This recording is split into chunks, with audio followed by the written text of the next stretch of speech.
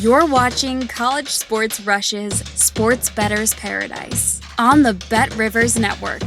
Welcome back to the Sports Bettor's Paradise, presented by Bet Rivers. I am Doug Kezirian, taking the baton from Jimmy Ott, joined alongside with Paul Stone, professional bettor based in Texas, and a tournament that received some criticism as to not having money overtime games or buzzer beaters and chalk prevailing. Well, the trade-off to not having true Cinderellas is that we get a lot of good matchups as the tournament goes on. And what a Final Four Saturday we had, with two epic and memorable finishes for different reasons. But here we are, a national championship game Monday night with a 1-point spread. Not much more you can ask for. Florida -1 with an over-under of 141.5 at Bet Rivers. Paul, have you been able to digest everything that happened, particularly the Duke collapse?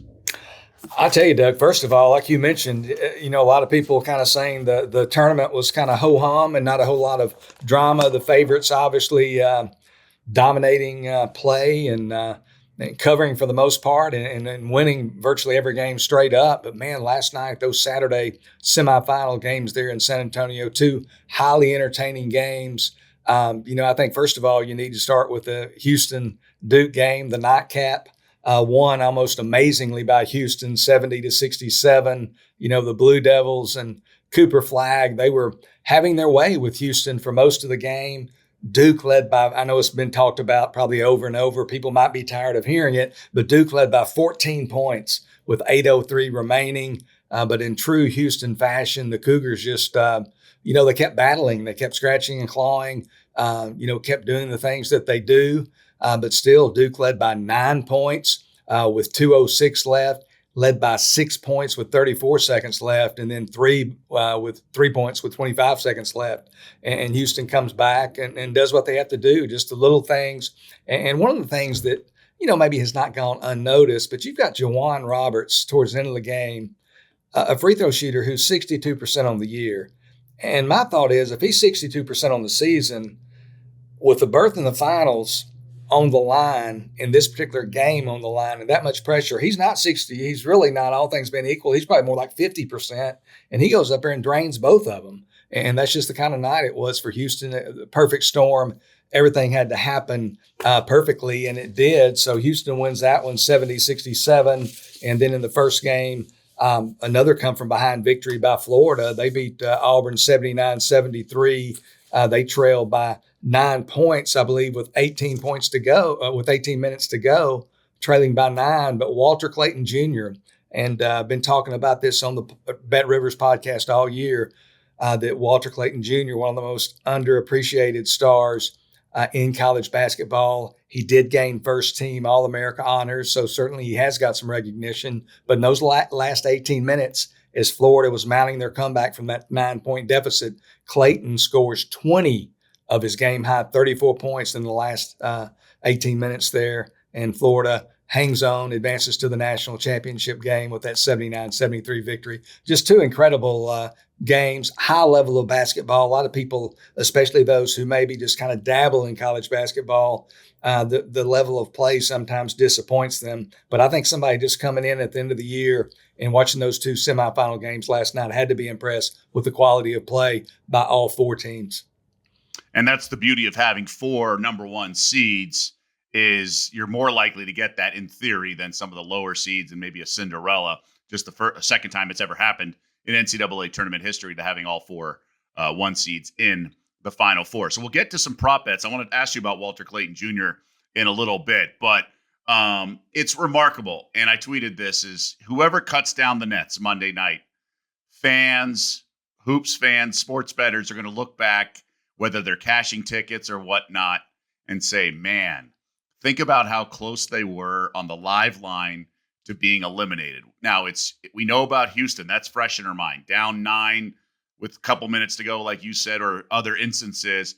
But let's not forget Florida, trailing Texas Tech in the Elite 8 by 9 points, 3 minutes to go, 75-66. And they had that improbable run. Offensive rebounds, Clayton's dribbling back, shooting the threes, and then Texas Tech misses not one, but 2 times on the front end of single bonus. So whoever it is, is going to say, wow, this was really incredible. So let's turn the page. Like I said, the Gators are 1-point favorites here. In terms of the early action, it's early, but 72% of the money and 63% of the tickets on the Gators at Bet Rivers. And in terms of the over-under, pretty split. 52% and 54% of the tickets on the over. Nothing too surprising. Again, pretty early. But we should be surprised, Paul. Going into the tournament, these were your second and third overall betting favorites. Duke, obviously, the overall favorite and got to minus money going to the Final Four, but not long odds. However, during the season, you had some juicy tickets. Preseason, Houston was 16-1, the seventh favorite, and Florida 60-1. And then during the season, pretty comparable numbers. So teams, whether it be Golden or Sampson, they just played the long game, so to speak, to get here. Yeah, they did. I mean, Florida, they kind of were maybe not stubbing their toe, but they certainly weren't at the level. They had some injury issues into the early part of the new year. But when they got their full complement of players and everybody got healthy, I mean, they have been playing at such a high level. They've now won 17 of their last 18 games. On a 14-4 against the spread run. And one of those 4 non-covers during that 14-4 spread run that they're on was the 26-point victory over Norfolk State in the opening round of the NCAA tournament. So just they're playing at a high level. And Houston just, this is one of, in many ways it's a typical Kelvin Sampson team in that they're going to play very tight defense. They're going to contest every pass. They're going to dive for every loose ball. They're going to try to cut off every angle. And I mean this in a very complimentary fashion. We talk about, football teams mainly, but basketball teams too. Coaches and fans talking about wanting dogs. And I tell you, Houston has got some dogs. They've got some guys that are tough. They're an older team, whereas Cooper Flagg's, arguably the best college basketball player in the nation at just 18 years old, and his skill level speaks for itself. I think there is some value to the fact that Houston has some 6-year guys like Jawan Roberts, got some other 22-year-old guys on that team. So they're a little more experienced, a little more long in the tooth, and maybe have a little more endurance. But I think the difference in this team for Kelvin Sampson, and I'm not making any great revelation here, is the fact that they do have some offensive prowess.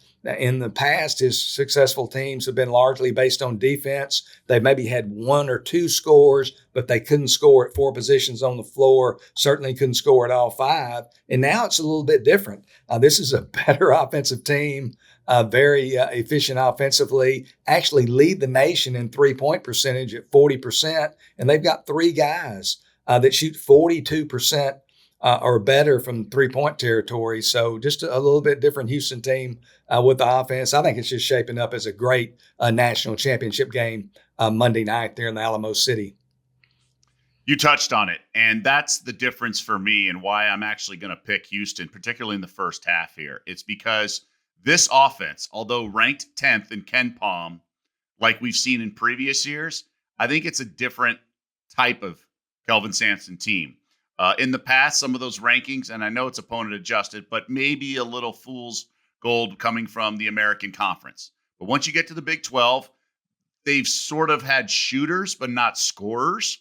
And I think to your point, they have depth of scoring that I think the 10th, being ranked 10th in offensive efficiency is actually legitimate, whereas in years past, it wasn't, although they got bounced by Miami one year who couldn't miss from downtown. And that was just an anomaly performance. So I think this team does have the goods to score.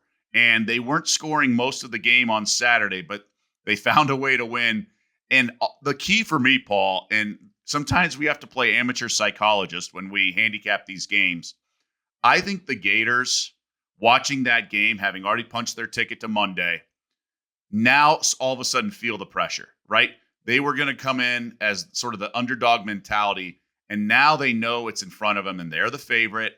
And they're going to play, I think, a little tight maybe. And also, when Florida's had trouble, nothing against Golden. He's obviously done a wonderful job. But Sampson on the 48-hour turnaround, Florida's 2 big issues, their 2 potential losses in this tournament came after 48-hour turnarounds on the weekend game after the Thursday-Friday's time slot. So you had, obviously, Danny Hurley, an excellent coach, game planned and almost had them at one point. The live line, the Huskies were favored, and then the following weekend, McCaskill had a much better game plan, and Texas Tech had the lead. So I just think I'm going to go with the coaching edge here in Sampson, and I do think Florida might be a little tight, knowing that they don't have to go through Duke, and all of a sudden it's like, wow, this is attainable. So I really like Houston in the first half here.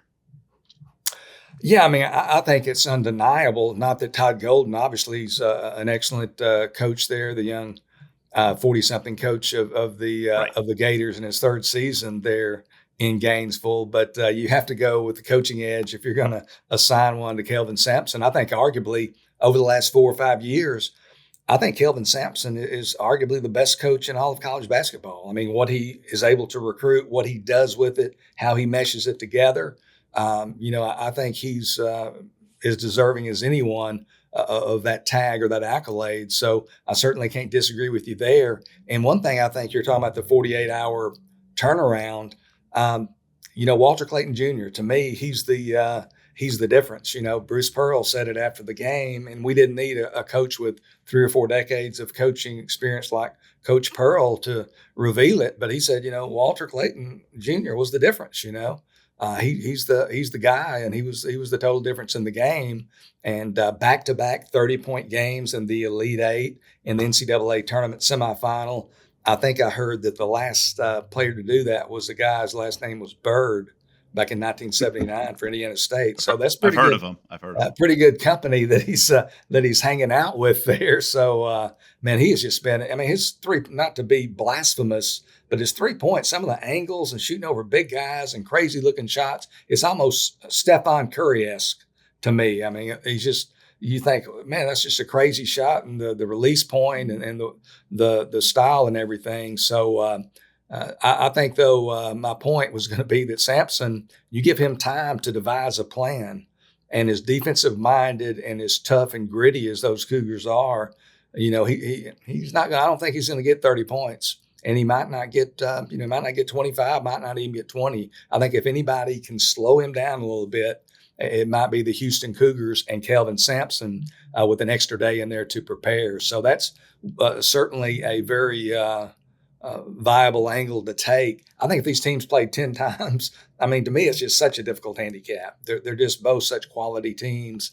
They're both come from behind victories. They look pretty equal on paper. Looking at power ratings, Ken Palm projects Houston as a 1-point winner. Another power rating system that I reference has Houston favored by about almost a point, like 0.85 or something like that. Very, very close. But the line obviously opened at Florida -1, I think just because of the brand recognition in the Southeastern Conference. But, it's a very difficult handicap. One of us is going to maybe win. I think you said first half Houston, though. I'm going to take Florida on the game -1. Just a very, for a medium cheese pizza or a ham sandwich, if you will. I'm not going to go overboard because I think it's they're better fish to fry. And I've been doing this since I think November 5th was the opening night of the season with almost 200 games. So it's been a long season. So I'm not going to go overboard, but I think Florida might be just a little more just thorough of a team. Although I love Houston as a Texas person, I'll be rooting for the Cougars silently. But I'm going to go with Florida -1 for the full game. Yeah, I can't fault you at all. Obviously, Clayton's such a monster in the last couple second halves, particularly. And you mentioned you're not sure if he's going to get to 25. His over-under over at Bet Rivers, 20.5 is his point. So if you like that over, there's an option there. LJ Cryer, it's hard to forget what you last saw when 6 of 9 from downtown against the Blue Devils, particularly in the second half, was on fire, leading that comeback, and really the only hot hand, the only source of offense until they got going in the last few minutes as a team. His over for 3-pointers is 2.5, so that could be enticing. Again, will he get free on the perimeter, especially off the offensive rebounds? Some of that, reposition, that's always the most, announcers say it all the time, just the most dangerous 3-point shooters off an offensive rebound. Maybe the Gators can, crash the boards, but if the Cougars do get offensive rebounds, maybe Cryer gets 1 or 2 from that spot. So you like Florida in the game, Sampson was pulling the underdog card, 19-1 in the Big 12. Everyone overlooking this, Duke that. Well, now he knows how to push the buttons of his team, saying the SEC this, the SEC that, with 14 teams in the big dance, which was a record. Any sort of player prop angles or ones you were close to that maybe the thought process decided you to, hold your powder a little bit? Not really, Doug. I'm not a huge player prop person, so not too many. I think, the tendency would be, and I think the public will probably take the bait, they're probably going to bet the over on not only Walter Clayton Jr. for Florida, but for LJ Cryer for Houston. But, I'll probably just stick to, the pre-flop Florida -1 and maybe look for some in-game opportunities on the total and on the side as well. Certainly those opportunities can present themselves as the game progresses. All right. Sounds good. And just a reminder to those that maybe checking their BetRivers app and don't see player props, they're only available by law, the state law, in certain states, New Jersey, Michigan, Illinois. So not every state, in case you're listening to this and can't find it. But you should check out on Monday the BetRivers app, daily specials, super boost for the national championship game. So more opportunities will surface on the app. And as Paul said, there's certainly in-game options as the game elapses. Hopefully we can thread the needle, Paul. I can win the first half with the Cougars jumping out strong. I may play some game props too if I see them out there, first to 20, first to 10. Sometimes that's a better way to isolate a handicap if you think one team's going to start strong. You don't have to wait till the half.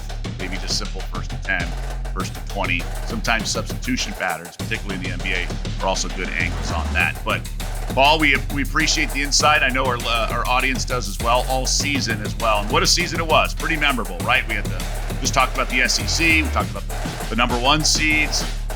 Quite the roller coaster, but the 2-time defending champs go down. Did they go down to the eventual champs? Well, the Gators are 1-point favorites in the title game. We will see how it all unfolds Monday night with one final game to go in the college basketball season. We appreciate everyone tuning in the entire season. Thanks for watching College Sports Rushes, Sports Bettor's Paradise on the BetRivers Network.